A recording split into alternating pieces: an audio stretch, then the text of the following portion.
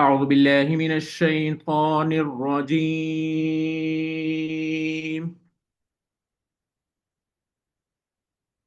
بسم الله الرحمن الرحيم.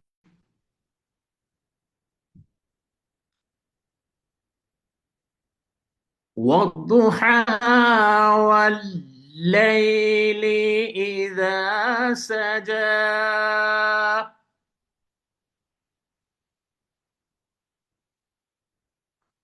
ما ودعك ربك وما قلى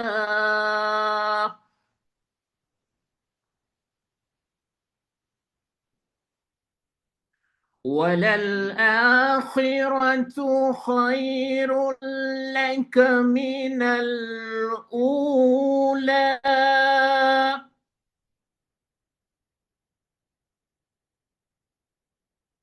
ولسوف يعطيك ربك فترضى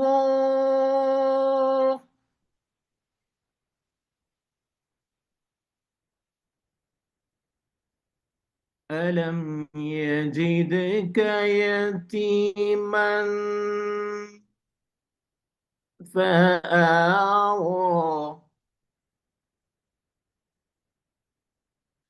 ووجدك ضالا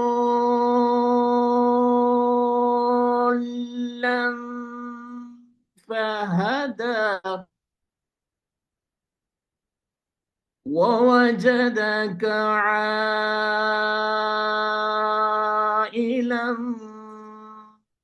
فأغنى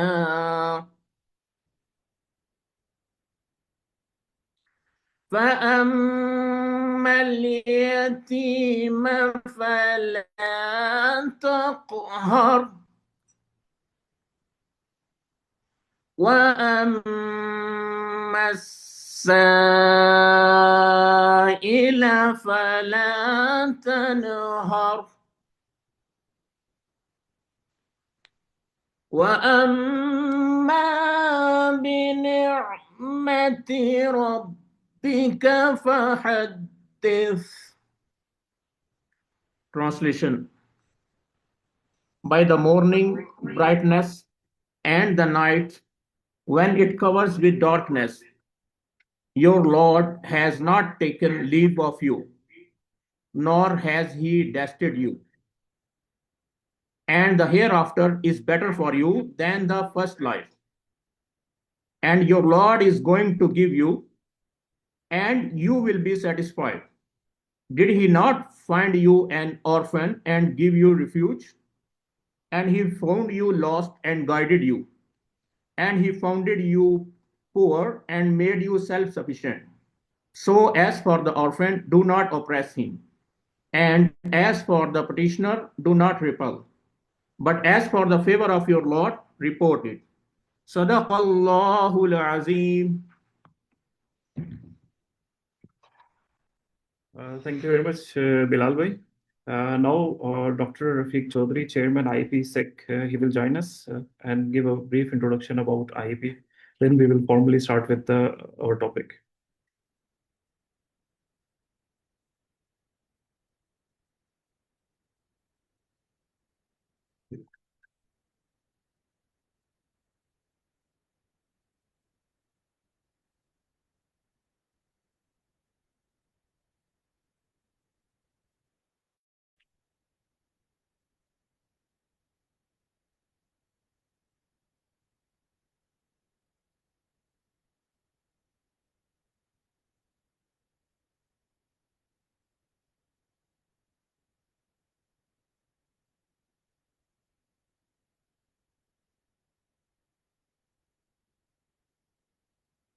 Bismillah ar-Rahman ar-Rahim.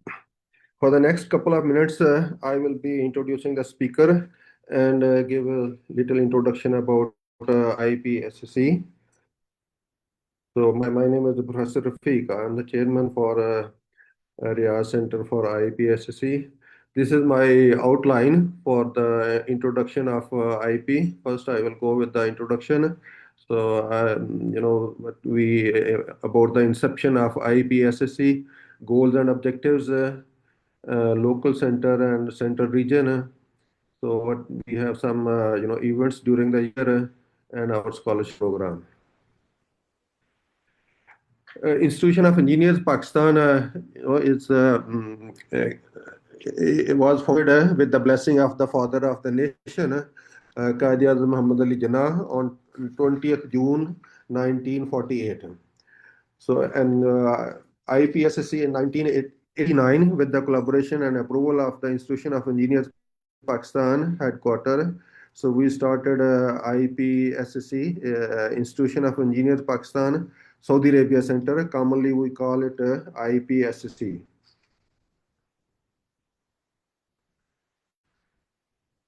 We have here, centers in the central region. So I am talking from the central region from Riyadh, and then we have eastern region chapter. So engineer Abdul Qadir Bani, he is for the eastern region, and we also have the western center from Jeddah. Now, objective of IP is, we make engineering forum. Under this, we are going to organize technical seminars and publish our annual journal. In the networking, we contact with other organizations related to engineering in Saudi Arabia. We interact with those people and try to solve a problem of the engineering community. And with the activities, generally we organize a couple of events, mainly as the family picnic for the engineering community. And Alhamdulillah, this year also over 400 people participated in this one. And for the last objective is we are going to distribute a scholarship, arrange scholarship for the engineering students in Pakistani universities. So we work in the our organizations, like we have a chairman and vice chairman and a secretary, and then we have 8 committees. One is the technical seminar committee and IT and media committee. Third one is the scholarship committee. Fourth one is the event committee, and fifth is the sponsorship and advertisement committee. And we have liaison committee, publication committee, and the last one is the finance committee. So this is Mia Abdul Hamid Saab. He is our vice chairman. My name is Professor Rafiq. I'm the chairman IEP-SAC, and I'm professor at Jamiatul Imam in Riyadh. So engineer Muhammad Asim Siddiqui is our secretary, for the IEP-SAC. And this is for our members. A group photo of our all IPSC executive committee members. This photograph we have taken during the annual seminar this year on 1st of May 2026. So with the, you can see ambassador is there, and our keynote speaker for the annual seminar, Dr. Sherwani, is also there, and all our executive committee members.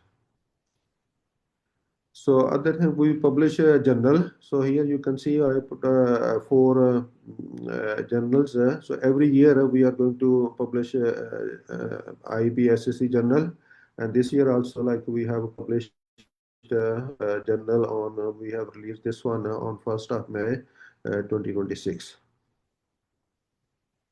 So this year we organized the annual seminar on 1st of May, and Dr. Naveed Sherwani was the keynote speaker. So he delivered his talk on the AI revolution, the future of profession and economic sustainability on 1st of May 2026. And His Excellency Ambassador of Pakistan in the Kingdom of Saudi Arabia, Mr. His Excellency Ahmad Farooq, was the chief guest for this annual seminar. We have organized a midterm seminar on 28th November 2025, and engineer Pervez Nushahi, keynote speaker for the midterm seminar. So his topic was engineering the invisible, how foundations shape our world. And Mr. Syed Aziz, a welfare attaché from the Embassy of Pakistan, he was the chief guest for this event. And we organize every year a family picnic. So this year this picnic was organized on 6th of February 2026 in Riyadh. In Riyadh near its location is Madhamia. This is a very like for the families. It's a very good event where more than 400 people participated, and we have a lot of games. Football, like cricket, table tennis, carom board, and lot other activity. We try to engage all the our community separate for the all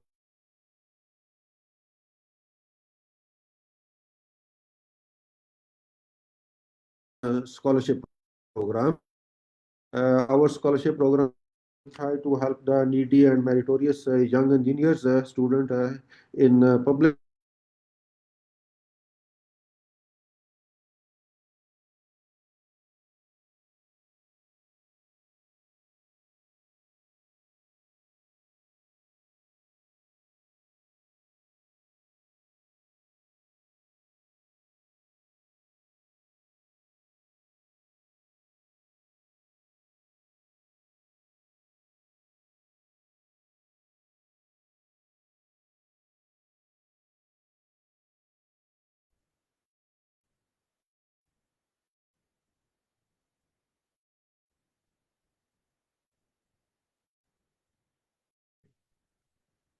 Sorry, there was a disconnection. So I the of the scholarship program, we try needy and young engineers in Pakistan. So this program we started 27 ago in six. We every year 96 scholarship to public in Pakistan. And our scholarship program is for the cover all the four provinces of Pakistan and state of Azad Jammu and Kashmir. So until now we have completed 25 batches, and 26th batch was launched in January 2026. So this is in progress. Inshallah, we will try to complete or distribute all 96 scholarship during this year. So here I'm just going to mention that the universities that disconnected. Screen. Okay. So as I said, we are going to distribute a scholarship in 12 public sector universities. So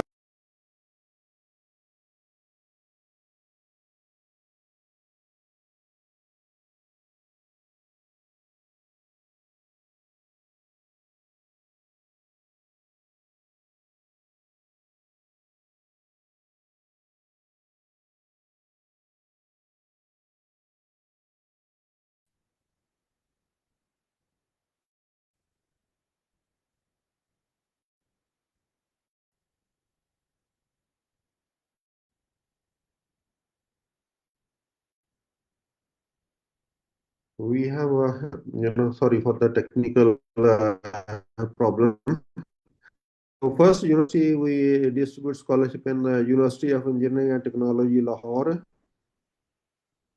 And second is the University of Engineering and Technology, Texla. Third one is the University College of Engineering and Technology, Bahauddin Zikri University, Multan. So in each university, we give 8 scholarship to 8 students. And then fourth one is the Institute of Chemical Engineering and Technology. Fifth one is the Dawood University of Engineering and Technology, Karachi. And next university is NED University of Engineering and Technology, Karachi. and Mehran University of Engineering and Technology, Jamshoro. So eighth university is Qaid Awam University of Engineering Science and Technology, Nawab Shah. So each university is going to get eight scholarship. Ninth one is institution is University of Engineering and Technology, Peshawar, and 10th is Balochistan University of Engineering and Technology, Khuzdar. So this is the only university we have from Balochistan. And Azad Jammu Kashmir University of Science and Technology, Pore. The last 12th public sector university is Khwaja Farid University of Engineering and Information Technology, Rahim Yar Khan. So each university we are going to deliver eight scholarship to eight students. And selection criteria is students can be selected from any year. Maybe they are studying in first year or second year or third year or fourth year, and they must be so they should be studying in the public sector universities in these 12 universities, or they may be citizen of Azad Kashmir. Student should be needy, and student should be academically sound also. This is the criteria that we give to the universities. University they select the student by themselves. Okay, so we get this data from them, and university is going to make the advertisement in their institution, and then students are going to apply over there, and university is going to select those eight students. Sometimes 50 students apply for this scholarship, but then university have to take make interview and select the eight students. So once they have finalized those eight students, those are academically sound, so then we are going to transfer the money scholarship to that university. So then the university is going to distribute the scholarship to the students. For the funding, we generate funding from we publish the annual our journal. So companies make advertisement in our journal. Uh, and then our local council members, mainly, every local council member contribute towards the scholarship, and other engineers also, mainly from Saudi Arabia, they can also contribute for this scholarship. So it's like we are a non-profit organization, and whatever we gather, so we increase the scholarship amount, and we try to give every year 96 scholarship to all these public sector 12 universities. Now I would like to introduce our today's keynote speaker. Our keynote speaker is today will be engineer Muhammad Asam Beg. So today he will be talking on the ISO 9001 2026. What's changing and what you need to do. Okay, so what's new in this? This will be his topic, and these slides I have taken from his presentation. From the speaker's presentation. Probably he like to introduce by himself also, but I have the honor to introduce the keynote speaker, Engineer Muhammad Asam Beg. He is the Chief Executive Officer of Meridian Company. Engineer Asam Beg, basically he is a mechanical engineer from NED University Karachi, and then later he got his MBA from USA. Around 30 years, he has more than 30 years experience. He usually deliver his talk on sustainability, quality, health, safety and environment, business continuity, risk management, Six Sigma, project management, human resources, and his company, they are working with oil and gas, petrochemicals.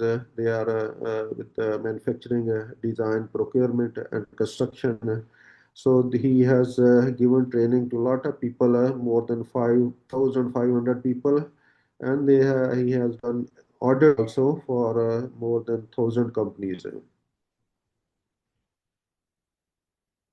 So Mr. Engineer Muhammad Asam Beg, he is, they are working, his company is working with Aramco, Sabic, and some other, large projects in Saudi Arabia. and they are delivering. He has hold multiple certification from many organizations like API, IRCA, ASTD, and ASQ. So he also, like he is among the accolades are the distinguished title of First Quality Manager of the Year for Saudi Arabia, and this title bestowed upon him by the Saudi Quality Council, as well as the prestigious Quality and Excellence Award from the European Society for Quality and Excellence. So today he will be delivering his talk on ISO 9001. 2026, what's new and how to prepare for it. Okay. So for the next about more than 30 minutes, he will be delivering his talk, and during the talk I would suggest, if anybody has any question, so you can write in the chat, and at the end we will note, and we will try to put those questions to the speaker, and he can answer to your questions. With this, like our speaker, he has also a lot of certification about ISO 9001, 14001, 45001, 22,001, and 22,301, and 27,001. So he is also Six Sigma Black Belt, Lean Manager, and Certified Trainer. So with this introduction, I will hand over the mic to our keynote speaker, Mr. Engineer Muhammad Asam Beg. So thank you. Thank you very much, Doctor. So we will begin with our topic now. So Azim sir, can you share your screen and yeah, I have begin with your Bismillah. Can you hear me? Yeah, we can hear you. Yes. I have sent a request to share my presentation.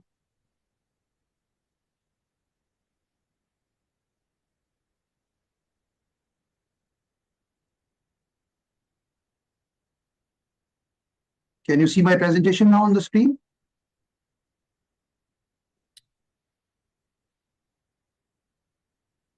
Yes, we can see it.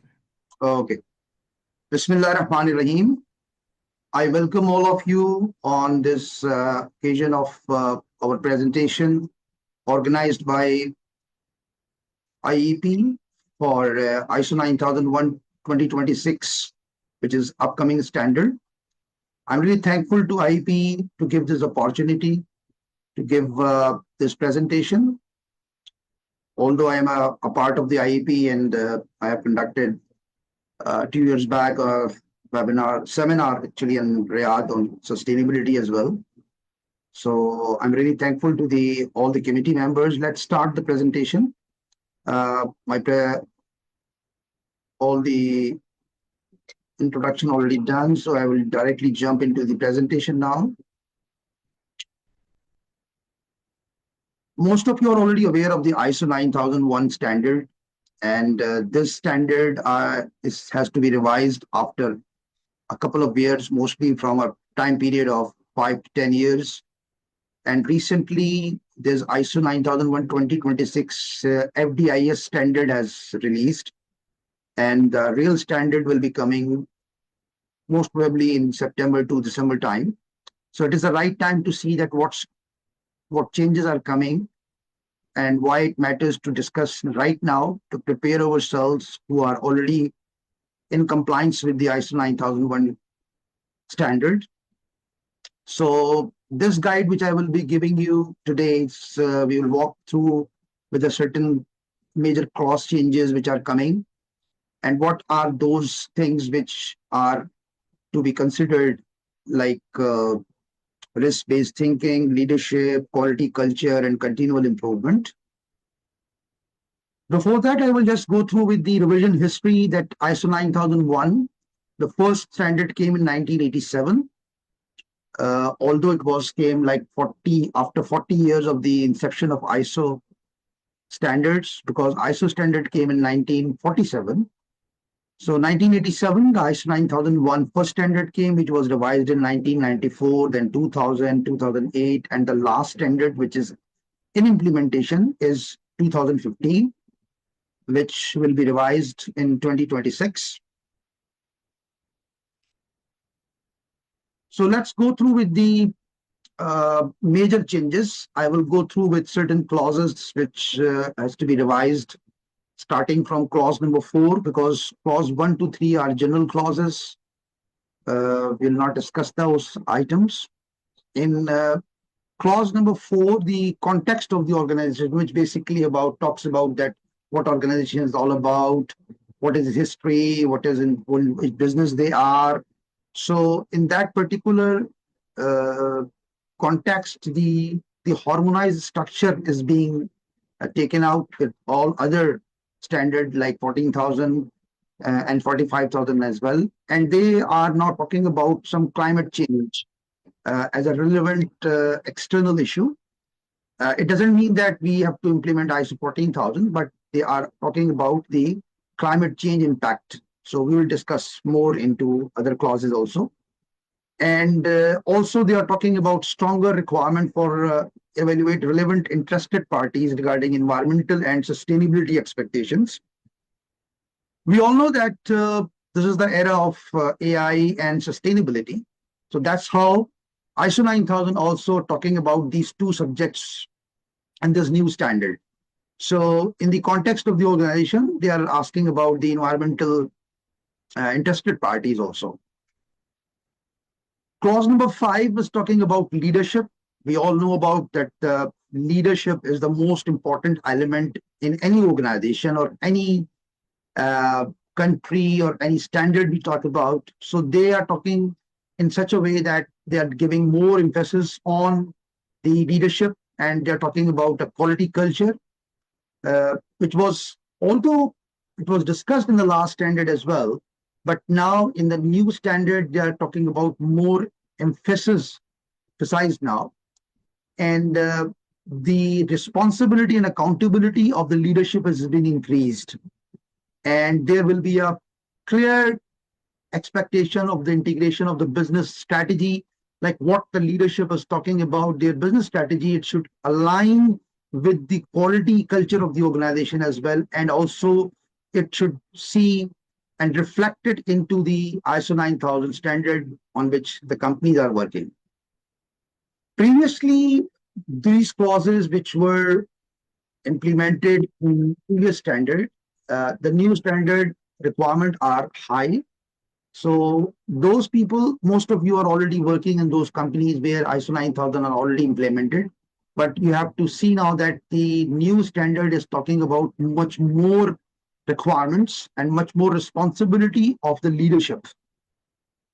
Similarly, in the planning part, although the risk and opportunity was discussed, mostly the risk sector was discussed in the last standard, but now they are talking about opportunity as well, which you have to identify in your business more clearly, that how business opportunity is coming into play with your business strategy also. And your quality objectives also should be aligned with your strategic direction, which means that whatever your strategy is, it should be aligned and should reflect in your quality objectives. Because previously the quality objectives was looks like to be a lone document side by side now. But now this is in the new standard, they're talking about that it should be reflected as your strategic direction as well. This means that you need to have your quality objective more clearer, more specific, and more time bounded, in the sense that it should consider the resilience of the organization, which is also talking about some business continuity elements, which also reflects something regarding sustainability also about the organization and about the processes in which the company is involved. In support function clause number 7, the organizational knowledge, they are focusing on the organizational knowledge, which is available in any type, any shape, whether it's in a hard copy or a soft copy, or on a website, wherever it is. Uh, Many organizations have their own learning management systems, or they are providing their own training programs, and also about their technical knowledge about their companies as well. So the recognition of the digital system and data integrity is also being quite inserted into the new standard. It doesn't mean that they're talking about the ISO 27000 here, but the digital systems with regard to AI implementation in the systems, it's also been addressed in the new standard. And they are talking about more competence requirements. Previously, it was just about the responsibilities and authorities, but now they are talking about more competency requirement of the people who are being involved in the different business processes of the organization. If you are hiring, for example, a mechanical engineer, so what should be his experience? What should be his qualification? What should be his other certification requirements? So you need to identify those things in a little bit more detail. The next clause, clause number 8, which is operations. Operations cover all your process control elements, and which covers your all business processes. So the new standard is talking about more control over external provided processes as well. Those processes which are not being done inside the organization, but it's being done outside the organization, either by your subcontractor or any other company. So the supply chain resilience is more being emphasized. Those people, those of you who are implementing API in their organization, they might be more aware of this particular requirement about supply chain, that the externally provided processes will be checked more in the new audits of the 2026. And the next change is about change management in operations. It was not discussed as much in the previous standard. Now, in case of any change management, whether it's a change of organization, change of processes, change of technology, you have to have a proper change management system, which is going through with a proper approval. With regard to the performance evaluation in clause number 9, they're talking about more data-driven decision making. We all take a lot of decisions every day. No doubt that the experience is very important to take those decisions. But at the same time, data is also very important to take our decisions, whether it's an investment decision or a simple change of shift division decision, or to buy a certain item. Data is very important. So that's what the ISO 9001:2026 is asking about, that whenever you have to take any decision, you have to have certain data. And those data, if it's coming from predictive analysis by using AI, that will be more stronger, more sustainable. And also, you have to evaluate your QMS contribution toward the strategic objectives, which I already mentioned in the leadership clause, that your objective should be aligned with your business strategy. And this is what ISO 9001:2026 is asking about. And the last clause, clause number 10, regarding the improvement, which is the basic requirement of any quality management system or any other management system, basically. A continual improvement of the process, it should be linked with the organizational resilience and future readiness. Again, it's talking about your sustainability of the organization. What are your strategic objectives? What are your quality objectives? And what are those proactive improvement approaches? Not only corrective approach, but also the proactive, which is coming from risk assessments and other quality improvement strategies. So these are the major changes in the standard. So now I will go through into the deep areas of the clauses which are there in the scope, preference, and definition items. Like if we talk about the clause number 1 to 3, which are scope, references, and definitions, which are very general. You have to maintain the documented information, and that's all. It's not very much change in it, but the risk and opportunities have been added here.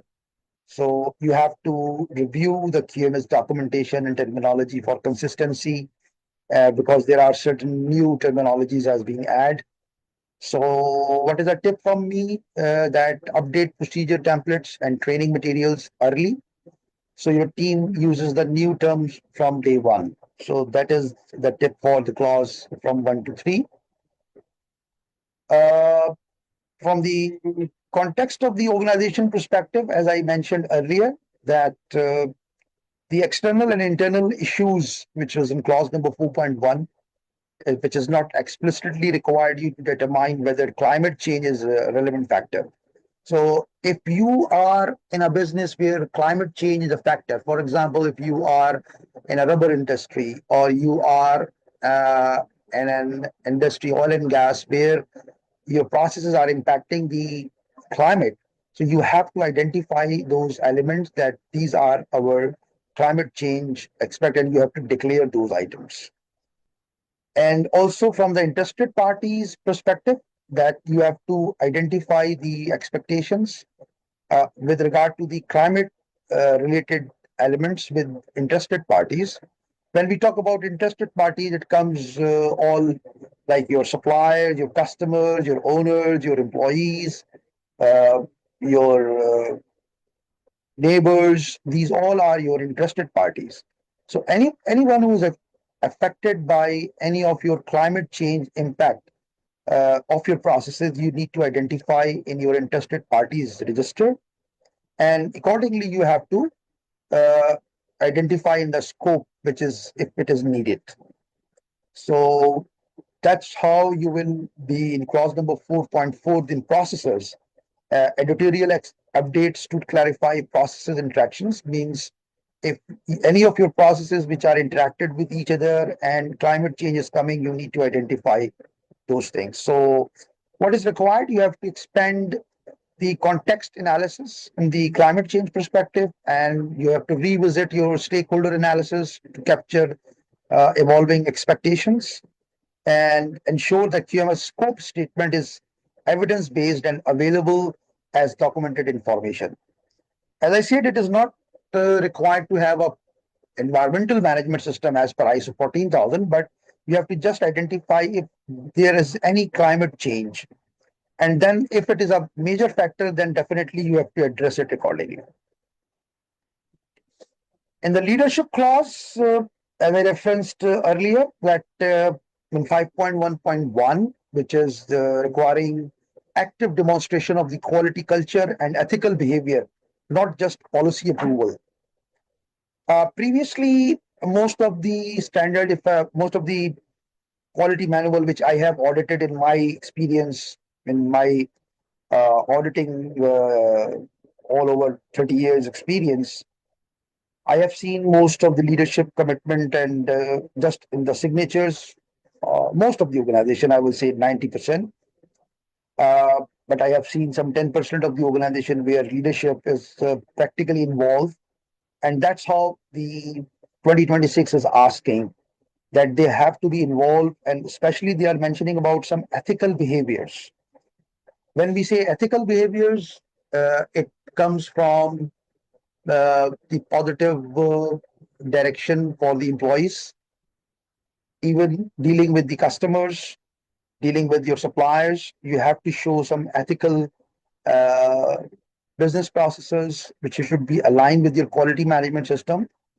And some more details you have to identify in your certain procedures, that how you uh, basically implementing the ethics within the organization. Customer focus is always being a very important factor in ISO 9001. And in this standard, it is reaffirming that you need to make customer satisfaction a core driver, which means whatever the customer satisfaction analysis is coming, you have to identify those things accordingly, and you have to make changes in your management systems in accordance with your customer behavior. Quality policy must be available rather than merely maintained. It can be available hard copy or soft copy or all to all stakeholders. Ideally, if you are putting it on your website, it's open for all over the world. So what we have to do, you have to engage your senior leaders, visibly championing the quality management system, which means that you have to involve your leadership into the implementation of your quality management system and refresh your quality policy and ensure it is accessible and to employees and external stakeholders, as I said, if you put it on your website. And also, you will have to refresh the quality policy. And you have to link the quality objective with your corporate strategy and demonstrate alignment during the audits as well, because now the auditors will be more interested to see the alignment of your business strategy and your quality objectives both together. In planning part, it's a new clause alert. We can say that it's determining risk and opportunities, which include planning objective and distinct clarifying difference between identifying and acting on risk. Am I audible to all of you? Vakar sir, am I audible? Okay. So, as I mentioned before, that previously the opportunities. Okay. Previously, only the risks were identifying in the previous standard, but now they are emphasizing on business opportunities as well. That what opportunities you have. For example, if you are in a trading business and you are mentioning that okay, fine, we are within the Saudi Arabia, we are working, but if you have a business opportunity outside Saudi Arabia as well, or you have an opportunity to more work on a different business lines as well. So you have to identify those opportunities accordingly. And those opportunities are not only into the vertical element, it can be vertical or horizontal in both the cases. And then you have to plan your changes in accordance with your risk and opportunities and your evaluation of purpose, impact, resources, and effectiveness before any implementing change. So previously, the change management was not part of the quality management system as such, but now they are talking about it. And what we have to do, you have to separate the risk identification from planning of your QMS processes and introduce a structured change management process to meet the 6.3 new requirement, in which you have to have a proper change management system. For example, you are changing a technology. So that technology, whether this change, first of all, somebody has to raise that, okay, fine, we are changing the technology from from the software to AI, for example. And if this technology is changing, somebody has to review it and identify any risk involved in that particular change. So when the change is being observed and all the risk has been analyzed and see that what is the impact of that particular change. And it should be approved by your top management that fine, there is a change, we are accepting this change, and that change is good for us, there is no risk involved. And if there is a risk involved, it's being properly addressed. And then this change will be implemented in the organization. So that's what the change management is all about, which is a new clause in the ISO 9001 2026. At the same time, you have to ensure that the risk assessment and related plans and appropriate with the integrated into business objectives as well, because previously the objectives were a separate document and risk assessment was a separate document. Now you have to little bit aligned and you have to see that what plans are appropriate with that business objectives. In this perspective, whatever your objectives are, in most of the audits which I conducted, whether I conducted APA audits or I conducted ISO audits or Aramco audit or NEOM audit, what I have seen that mostly people are just making one document for objective just for the formality purpose, but it is not aligned with their business. But now they are talking about in 2026 that it should be aligned with your business objectives as well. So what will be the process now? That auditor will be having a strategic meeting with the top management, whether in the opening meeting or after the opening meeting.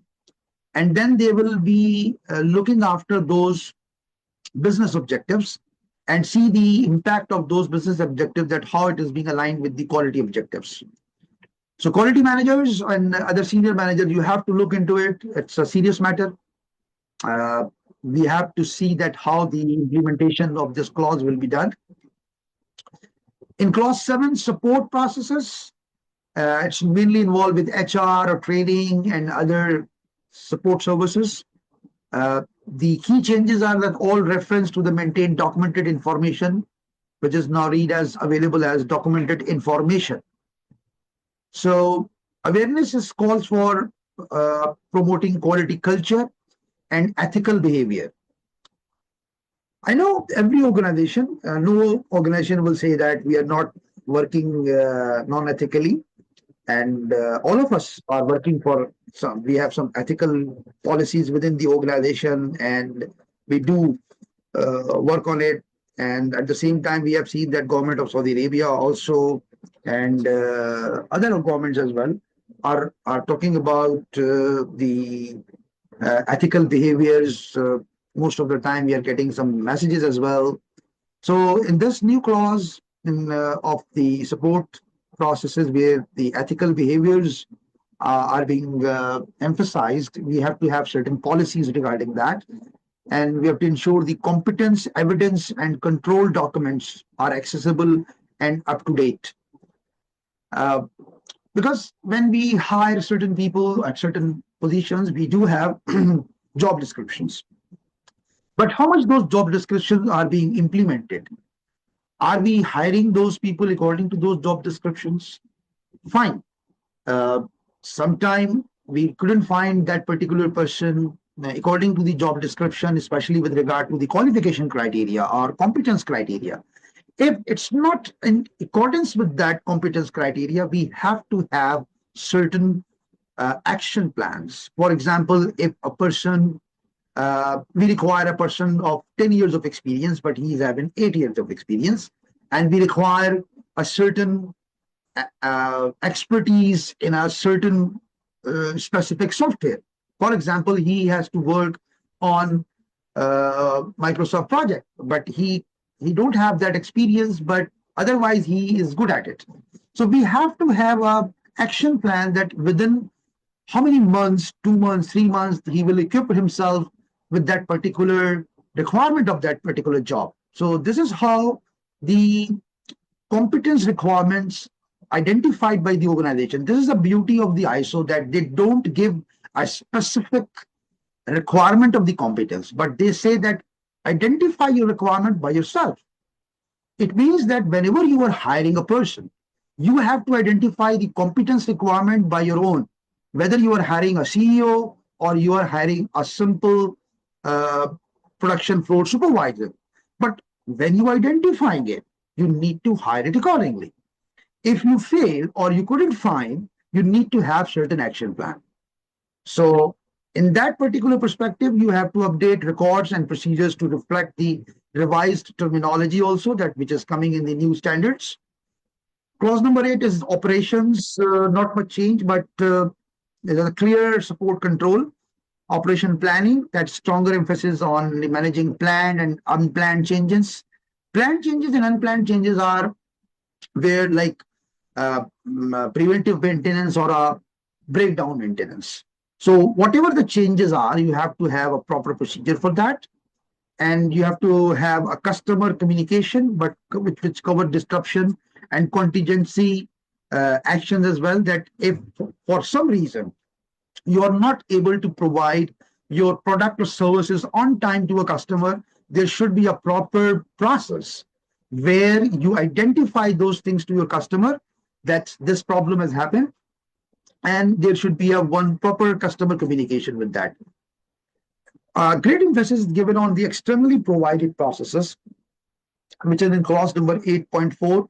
externally provided processes basically regarding your supply chain, your procurement processes, whether you are having your product, your raw material, or any service. So a great emphasis is given on the selection of the suppliers and also the controlling of the supplier with regard to the performance evaluation. Normally, the performance evaluation is being done with regard to your quality of the product or service, delivery, or price sometime as well. So there should be some evaluation on that particular areas. So you have to reassess your supplier contractors controls. You have to strengthen your changes in contingency management planning, and also define your documented procedure. So contingency planning is also coming here, that if for some reason some of your supplier is not able to supply the item on time, you have to have a plan B regarding that how you will get, especially with regard to the current situation in the region where we are facing problems with supply chain. This requirement is coming up in a very rigorous way, that we have to have a second option of your suppliers. You should have a plan B or plan C sometime to ensure that your suppliers are able to provide you a required product or services on time. Clause number 9 is about performance evaluation, which is a very important clause, that how you are evaluating your performance and your supplier's performance at the same time. So when you are evaluating your own performances, whether you are conducting it by your internal audit, your management review, your corrective action processes, your customer feedback processes, your internal improvement processes, or your external, all have to be linked with each other in such a way that it should reflect a direction towards your performance evaluation. What I said always, that the biggest room is the room of improvement. So that's how the organization has to work, that wherever you have to have certain areas where you can improve, you have to identify with respect to your objectives, your targets, your audits, your management review, all the things together. So the requirement is that you have to have a clear audit objectives, because in the new standard, the audit process is also required to be a little bit changed, not as overall, but it has to have more clear objectives, a clear audit system effectiveness. It is not just a compliance. We are talking about more improvement part in it. So we have to restructure the management review and the 3 format and record measurable outcomes, use performance data to drive continual improvement decisions as well, which I already had discussed in the data analysis. Last, the objectives. What is the objective of a quality management system? Is the improvement.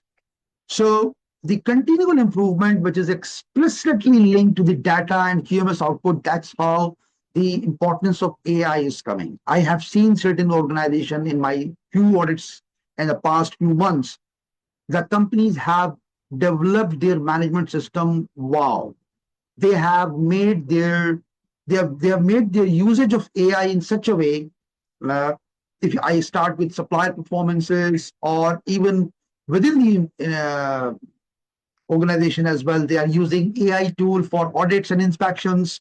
I have seen a tool which can be our next presentation, maybe at some other time, where pictures or videos are taken from different areas of your organization, and then the tool is already able to identify that if there is a problem in that particular picture with regard to any QHSE standard, it is identifying. Not only identifying, they are giving red, yellow, green marks with it, that whether it's major or minor.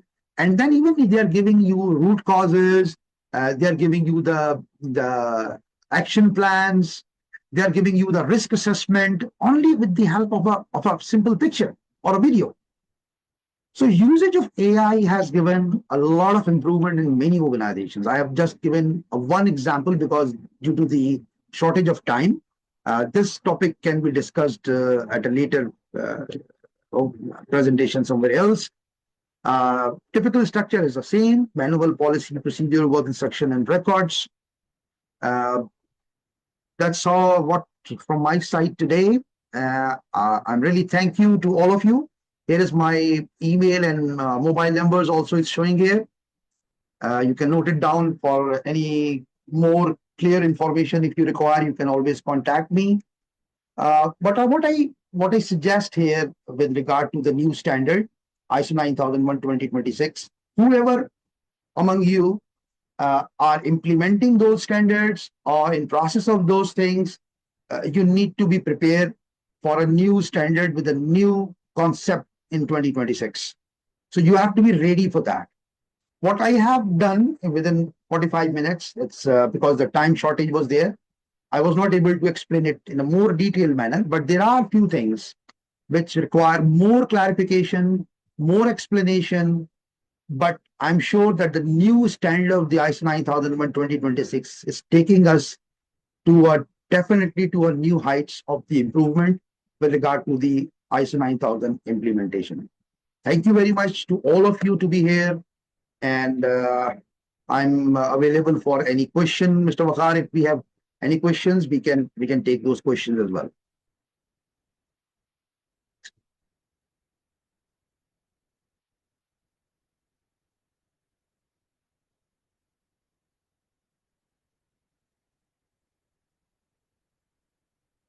Am I audible to all of you?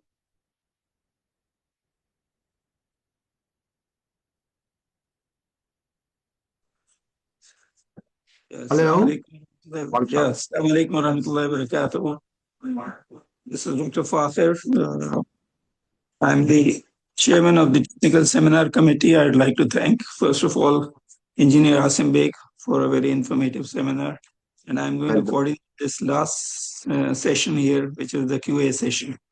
So I'll start with the first question, okay, which is in 1994 at HMC Taxila, we started to go for ISO 9001, and HMC was the first company in Pakistan to get ISO 9001 certification.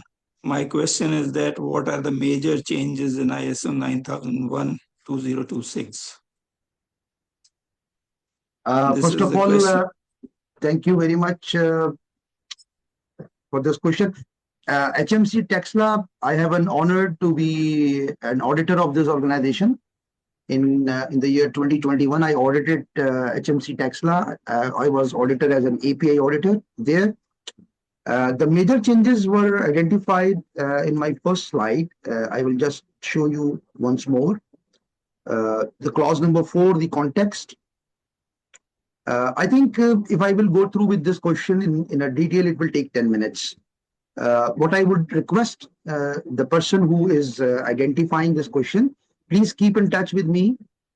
So what I will be doing, I will be explaining in more detail with him.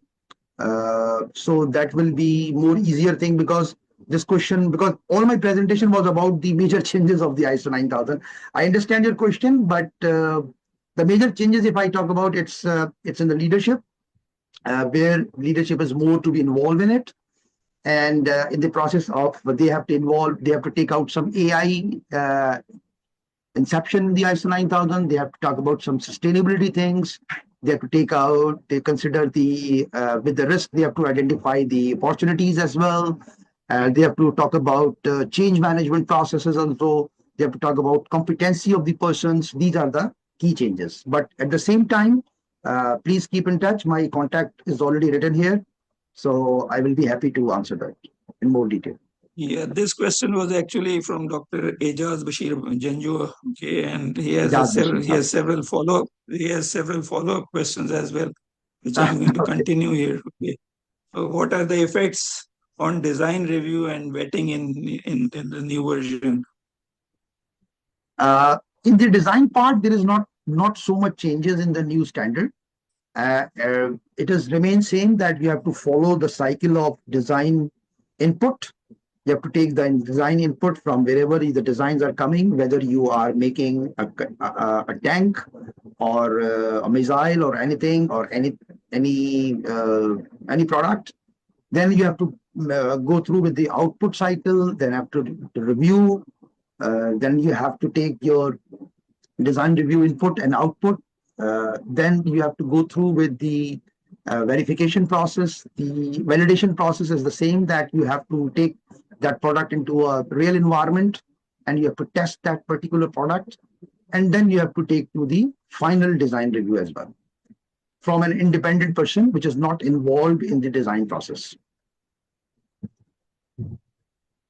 The next question is there any major change in identifying major minor NCR, non-conformance report? These are the normal things which are always universal. So there is no change in major minor things. Those will remain same. The next question is, by ethical behavior, do you mean that it was not given priority earlier, but it has now been focused? Actually, it was not addressed in the standard with the world of ethical behaviors. Definitely, if ISO 9000 committee 196, which is in ISO Geneva, they must have been observed something throughout the world, that there are certain issues which has to be addressed in an ethical manner in quality standard as well. So previously it was not identified in the standard. So now they are specifically identifying and asking for that. Okay, then do you think it is better to have mapping of various parameters while ISO audit is carried out in an organization? It's always been a good exercise to map those things. It's not a requirement as such in the standard, but I have seen in several audits and my consultancy projects, those organizations who have adopted this methodology of mapping, it's always been more effective. Okay, the next question is from Mr. Mohsen Ali. He has said that the ISO 2026 has more emphasis on ethics domain as compared to the last 2015 version. Couldn't get exactly what are the key main differences, especially in documentation for that. Very good question. In this perspective of ethical behavior, which this question was asked before as well, it means that in your procedures, you have to have a certain additional procedure of your ethical behaviors. In case anything comes with regard to the ethics, somebody has to raise their hand. There should be some red flags within the organization, and you have to have certain policies that what should happen if certain issues are identified within or outside the organization. Okay, then there are a couple of questions from our chairman, which is Dr. Rafiq Chaudhary. Most welcome. He asks, how does risk-based thinking improve the effectiveness of a quality management system? Very good question. Risk-based thinking is, we can consider that it is a backbone of the quality management system.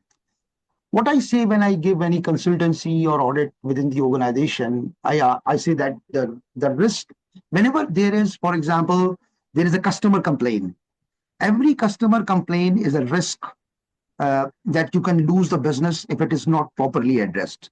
What I say, every customer complaint, it's an opportunity for you to emphasize and satisfy your customer in a more detailed manner, in such a way that your customer can be intact with you for lifetime. Similarly, if there is any customer return, there is a risk that it can stop your product to sell to that customer. Similarly, if you have any non-conformity in the audit, there is a risk. If it is repeated again, it can hurt you. It can stop your processes even then. If you have any non-conformity from your supplier, it can hurt you as well. So every part, whether it's, I can count like customer complaint, non-conformity within the organization, non-conformity from your supplier, non-conformity from your customer, whether there is any repeated non-conformity, all are risk. So those risk, which is repeating these kind of things, you have to include in your risk register and address this properly. Then only you can improve the effectiveness of your quality management system. Okay, the next question is, what steps should an organization take to prepare for ISO 9001 certification and to the latest version 2026? Definitely, after taking this webinar, you have to go through with the changes that I talked about, and you have to see your quality management system. If you need any more information or any other guidance, you can contact me, no problem. Or you can do by yourself as well by going through with the standard and those changes which are to be implemented in the new standard, you have to reflect in your quality management system. So your whole management system has to be revised now. The old standard will not work. So you need to revise your all quality management system. The next question is from Mr. Ishtiaq Ahmed. Quality objectives which you have mentioned that shall be aligned with the business strategy. So here the question is that usually quality objectives in construction projects are SMART. That is a specific, measurable, achievable, Yes. realistic, and time bound. So alignment, do you mean to be aligned with the organization business strategy or with the relevant project objectives? Actually, a very good question from the perspective of our project, actually, because the people who are working on a project, they are normally not aware of the business strategy, what's going on in the head office. So that's how the leadership role will come, that the quality objectives of the project will be somebody from the head office should look into it in such a way that it should align with their business objective as well. The quality objective of the project should not go in a different direction, and the business strategic direction of the group or a company is going in a different way. So that alignment is required. That's is only possible when both the people from the project and the head office will both work together to make such quality objectives. And there's a request basically for a copy of this presentation. Okay, we have recorded it and it will be uploaded on our website. Yeah. So you can That's, I think, actually get. IP team will handle it. Yeah, so we'll upload it on our website and you can download it from there. Okay, you can access it from our website. Okay. Okay, then this question is again from Mr. Ishtiaq Ahmed. It says that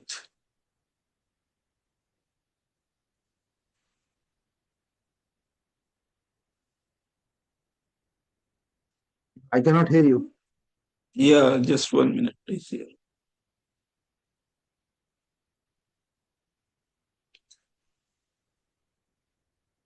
This is related to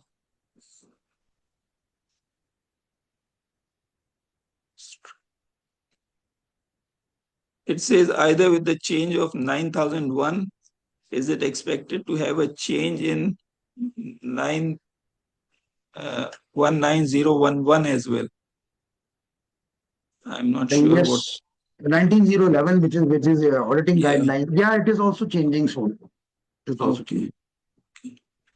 Okay. For a civil engineering design firm involved in design of infrastructure, bridges, buildings, dams, highways, okay, etc. Can you please explain how the climate change part of ISO will be addressed by this firm?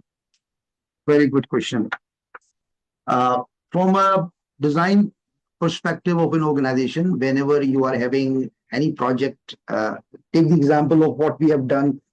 I was involved in various audits and inspections in NEOM projects also, which was an excellent example.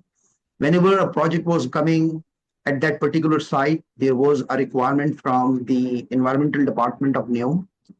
Although at that particular time, it was a requirement from NEOM, that's why the companies are doing. But now in ISO 9001 2026, it's the requirement from the standard as well, that whenever you are designing something, you have to consider the environmental impacts.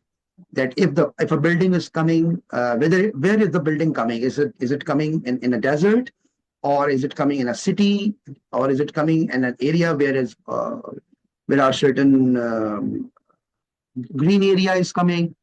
How this building will impact the environmental conditions of that particular area. So you have to identify those changes which will impact environmental impact on that particular thing. If it's a one-story building or a multi-story building, what will be the impact? What will be the water storage? What will be the impact on the oil or other things as well? How the waste management will be controlled? So these all things have to be addressed in a construction project wherever you are holding, whether it's in a city or it's in a desert or in a new area or wherever it is. The next question is from Mr. Salman Dawood. Have they removed any existing requirement from 2015 or only added new material to 2026? There is no requirement has been removed, or what they have done, they have made some of the requirement which were not clearly defined in 2015 standard. They have restated those requirement in such a way that it is more understandable now, and they have basically enhanced certain requirements and added new requirements. Okay, for the projects executed in accordance with ISO 9000 2015 with tentative completion in 2027, should they be revised if the ISO 9001 2026 very good question. in the meanwhile? Yeah. A very good question. Very good question. Actually, there is always be a 3 years transition period, so they can make whatever is coming in the 3 years time period. It will not be disturbed. So 2027 is quite safe, no problem. The next one is, how can we upgrade to 2026? How can we upgrade? I think this question was asked before as well. Simply those changes which are identified in my presentation today, you have to change your policy, your manual, your procedures, everything according to the new requirements, and you have to apply for the 2026 whenever it is coming. Please keep in mind, the standard has not yet come, not being published officially. It will be published by September or December time within 2026. When will the certificates be ready for this seminar? This is one question for you. Within a week, we'll provide the certificates through email. Okay, right. When will the organization be required to transition to ISO 9001 2026? When every organization, when will it be forced to adopt 2026? Yeah, as I mentioned, that the transition period is 3 years, but sooner is good. Whenever it is published, you are open. You can improve it after second day. It can take, but the total time period is normally a 3 years time period of the transition. As ISO 9001 2026 focuses more on change management, will it help to handle the site changes smoothly, or will it add more documentation that may slow down the project progress? Not really. It's not slow down, but on the other hand, it will improve the management system in such a way that those changes which were made in boardrooms only or sometime with certain people, it will be more open.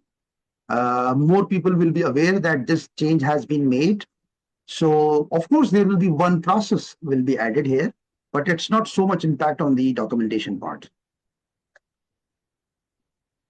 Given the ESG frameworks often operated on materiality thresholds, while QMS operates on risk to quality objectives, is there a methodological reconciliation expected, or will organizations end up running two separate taxonomies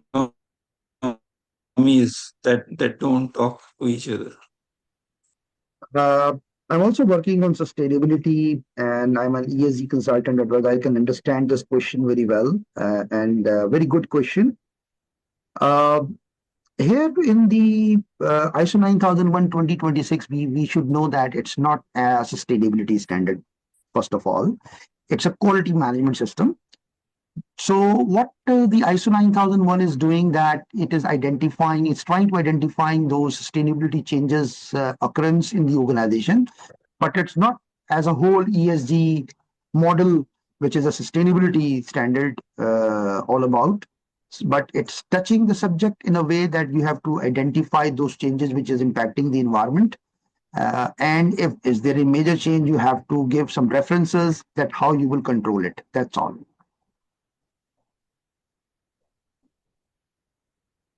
Mr. Shahab is asking for a summary of all the points. I don't know if you can summarize in 2 minutes. It's already 30-minute summarized. The 20 presentation. slides is not just But if you poll it, it's like 15 slides only.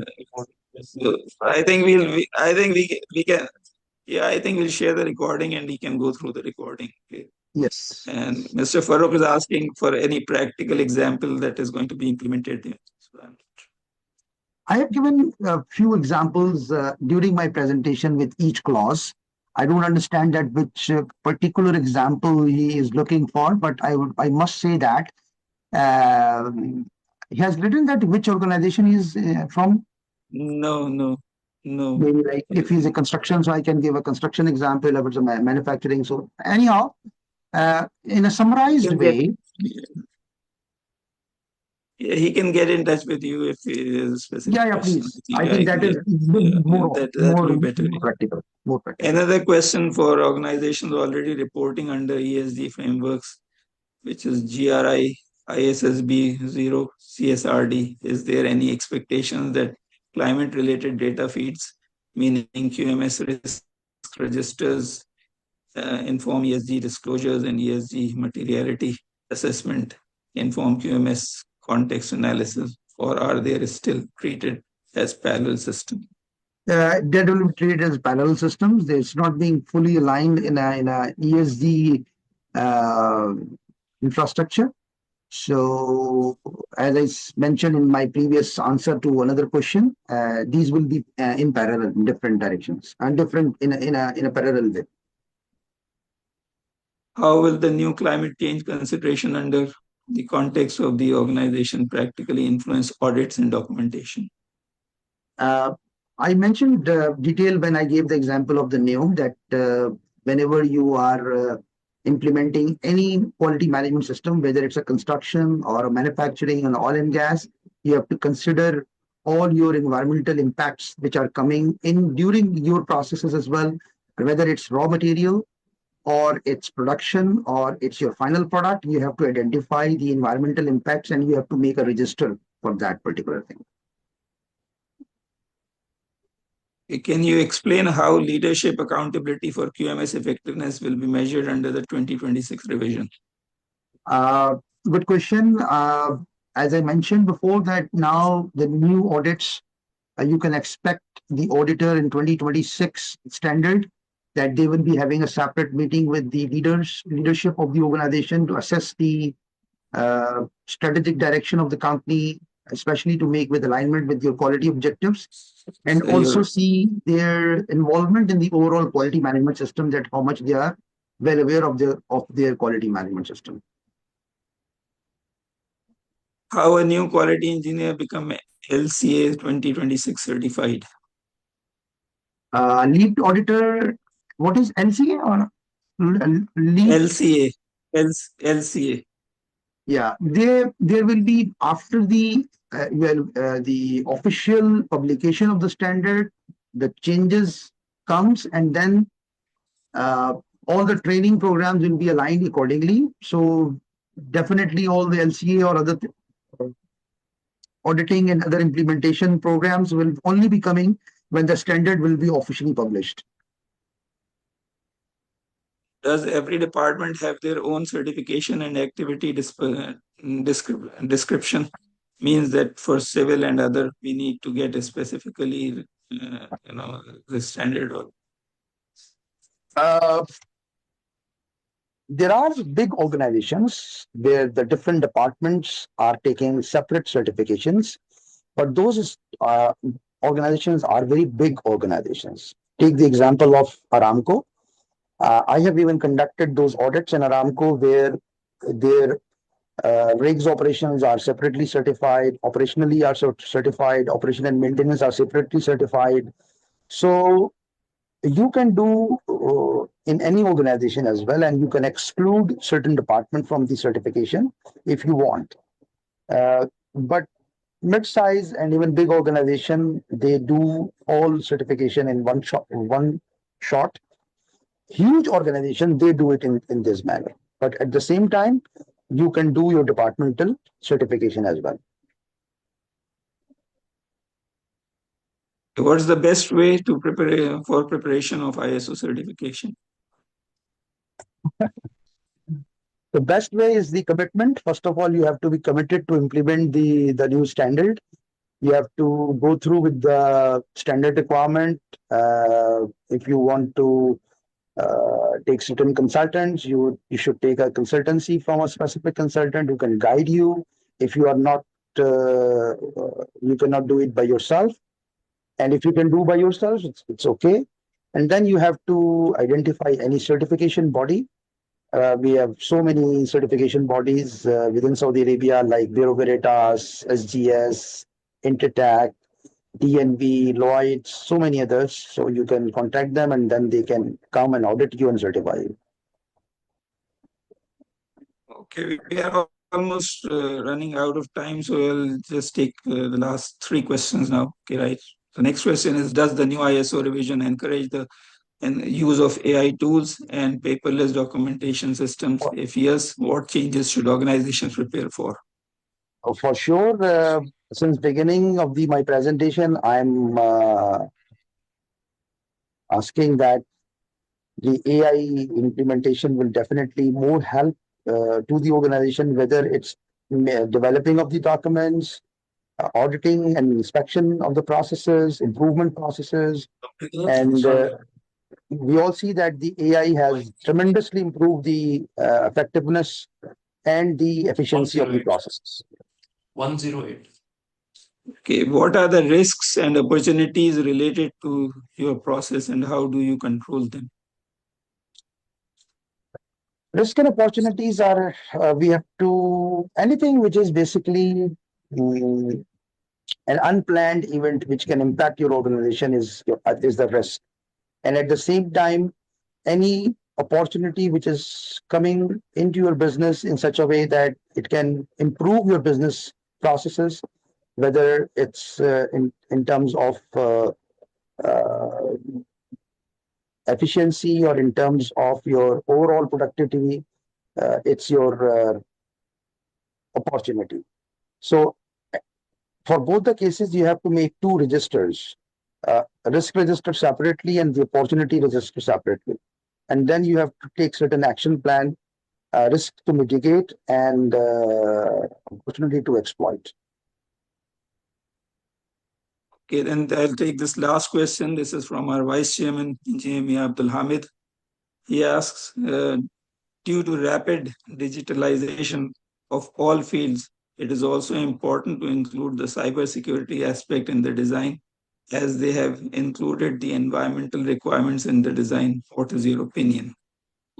Absolutely right. Cybersecurity is much more playing much more important role within the frameworks which we are working these days. Even take the example of this Zoom meeting. I was in a Zoom meeting and I was giving a similar presentation a year back, and our presentation was hacked. And we were in trouble in that presentation, that what is happening. And we had to close out the presentation at that time. So cybersecurity is a must. Whenever even we are receiving an email, we are passing out information on WhatsApp to each other, we are giving messages here and there. Cybersecurity is a must thing. So he's absolutely right. I'm sure about it. And thank you very much for this particular area to identify. With this, there are a few more questions, but we are almost out of time now. So I apologize for not taking those 3 or 4 remaining questions. You can do one thing. If it is possible, you can forward that questions with emails to me, or those people can directly contact me, no problem. Okay, with this, I would like to once again thank all the participants of this webinar, and I would once again like to thank Engineer